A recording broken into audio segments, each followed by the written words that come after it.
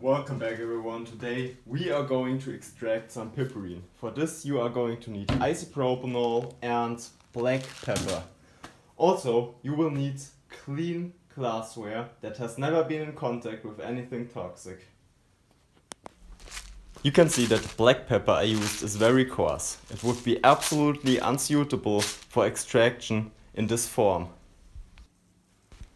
Therefore, a grinder like this one is used to smash down the peppercorns. This is going to increase the surface area. The piperine will be able to dissolve. Some black pepper is transferred to our mixer. If more pepper is needed to fill up the reflux condenser, we are going to use more of it and just grind it down and fill it in.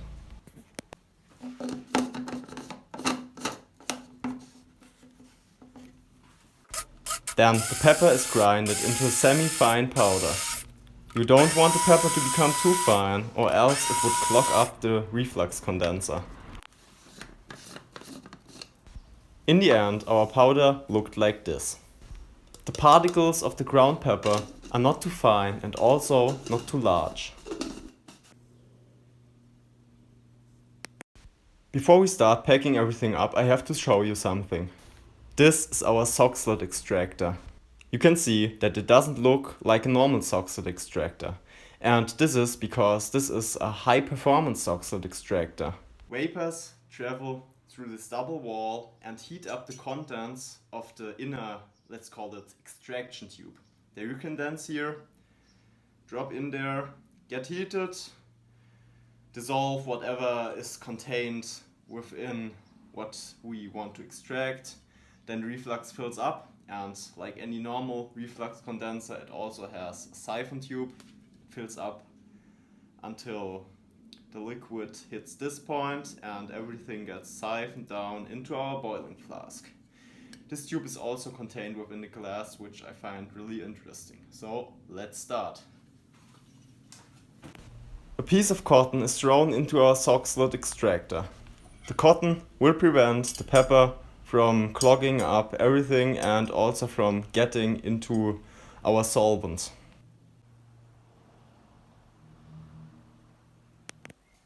A paper funnel was put onto the sock slit extractor. Then the pepper powder was slowly added.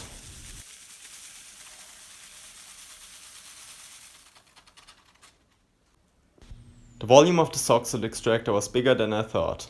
We have to reach this top here. Therefore, more pepper was ground and put into its place.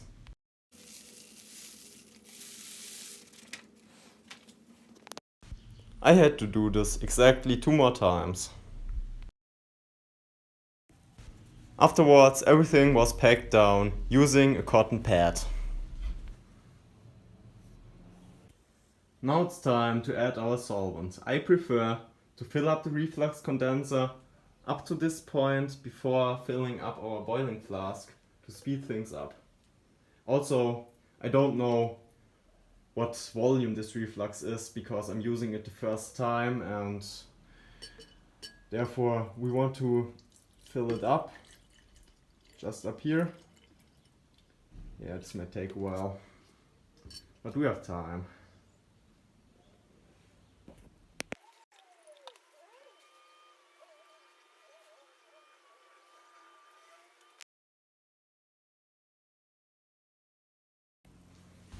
After some time, the solvent reached the bottom. You can see a solvent line going up the siphon tube. More solvent was added, but not too much. We didn't want the level of the solvent to rise above the siphon.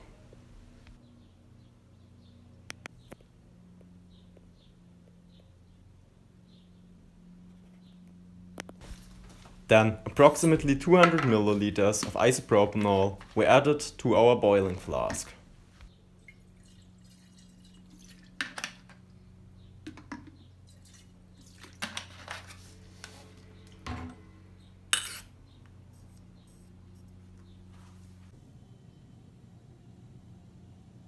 I know that I called our sock slit extractor reflux condenser many times throughout this video, but now it's time to add the real reflux condenser to this thing.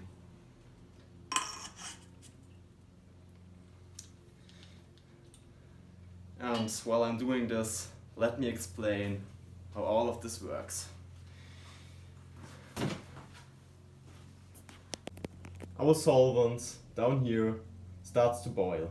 The vapors travel upwards through our high efficiency Soxhlet extractor. While they are doing this, they are heating up the isopropanol contained in here, and they are also traveling up here. They recondense and they flow down into our Soxhlet extractor.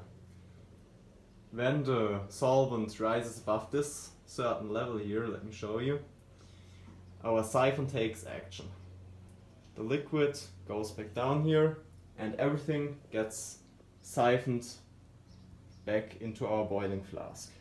There the circle restarts, vapors go up, recondense until it reaches this level and they get drawn back down. The reflux condenser was flushed with water.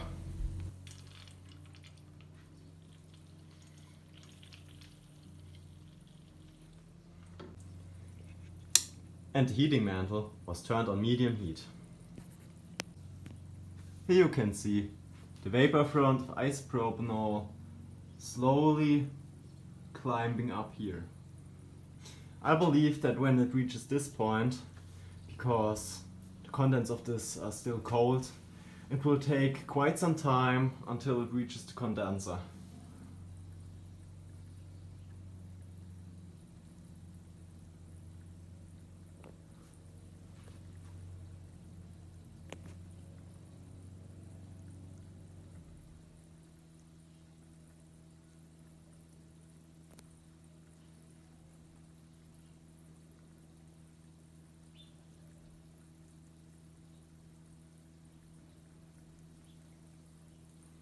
Oh, wouldn't have thought about this because this was boiling. It sucked up this stuff and now our reflux condenser is starting to drain. Not reflux, what am I talking? Our Soxhlet extractor is starting to drain.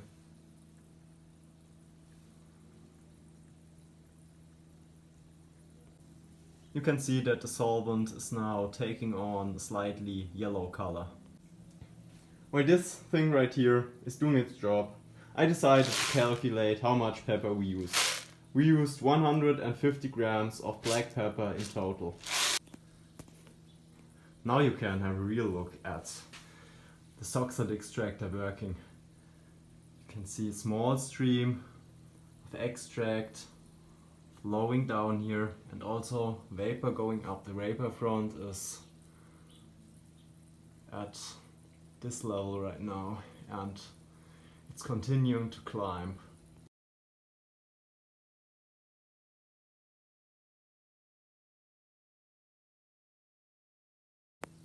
After a while, the vapor front started to go above the level of the pepper.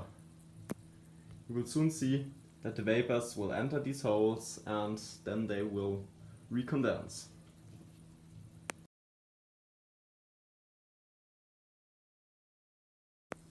The Soxhlet extractor is now properly working. The vapors are recondensing, this thing is filling up and will get drained back down, and you can see that it's now reaching the top.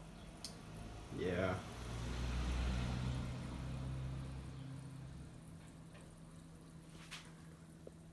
Down here, all of this stuff is flowing out. There's still some air trapped within the pepper. I'll now give you a time lapse of all of this working. Enjoy!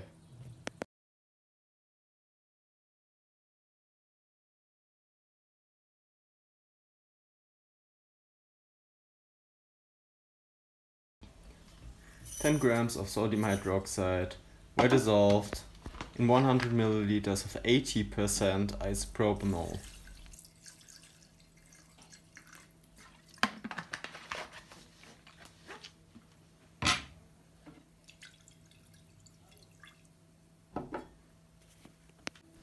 Four hours later, I decided to stop the extraction. The heating mantle was switched off. The extract now looked something like this, blackish. The hydroxide solution was slowly added under stirring.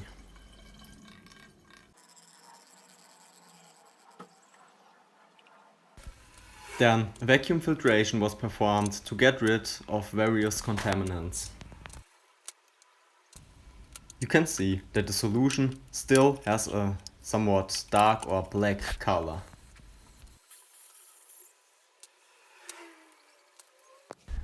Afterwards, the solution was equally split between two large beakers.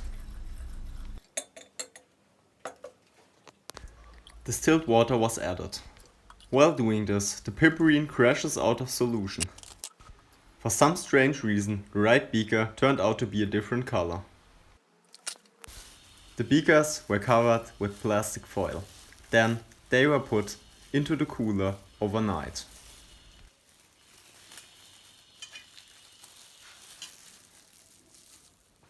Well, this was part 1 of making piperine from black pepper. If you liked this video, feel free to give me one of these and consider subscribing to my channel for more stuff like this in the future. Tomorrow, the follow-up episode will come out. I wish all of you a nice day. Until next time. Bye.